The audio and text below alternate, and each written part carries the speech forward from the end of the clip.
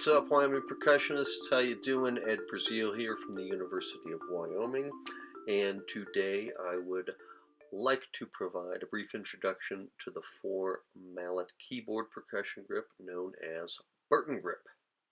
It was created, of course, by legendary vibraphonist Gary Burton, and if you have little or no 4-mallet experience, I strongly recommend you learn Burton grip instead of Stevens grip. Stevens grip has certain advantages, but it's fairly awkward to start with, and most students initially develop blisters even if they're playing for moderate amounts of time daily. Also, Burton grip provides greater leverage over the exterior mounts, so the performer's hand size isn't nearly as relevant as it is with Stevens grip. I started students as young as 8 years old with Burton grip, and they can expand and contract the mounts and perform all the fundamental strokes just as easily as much older students. So to start, hold one mallet exactly like you'd hold a snare drum stick in match grip, keeping about 2 to 3 inches of the shaft exposed behind your pinky. Next, you're going to slide the exterior mallet in between your index and middle finger above the shaft of the other mallet. And you want to keep the end of that mallet's shaft in about the same position as the other mallet.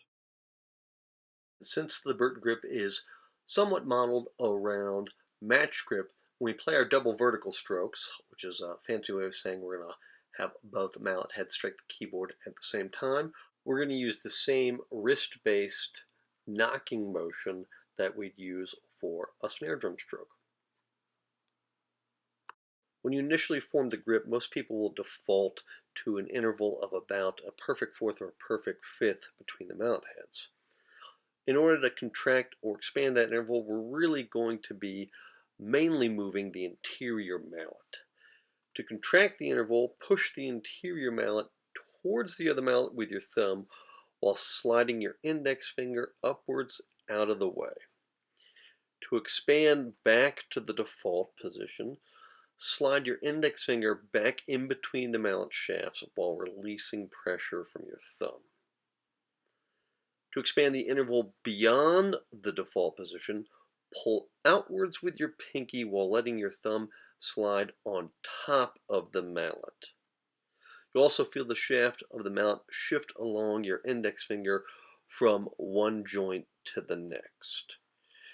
To contract back to the default, push the pinky towards the base of the palm while also pulling the index finger upwards so the mallet's shaft rolls back to that joint it originally started at, and that's the joint where the fulcrum is typically created in a match grip.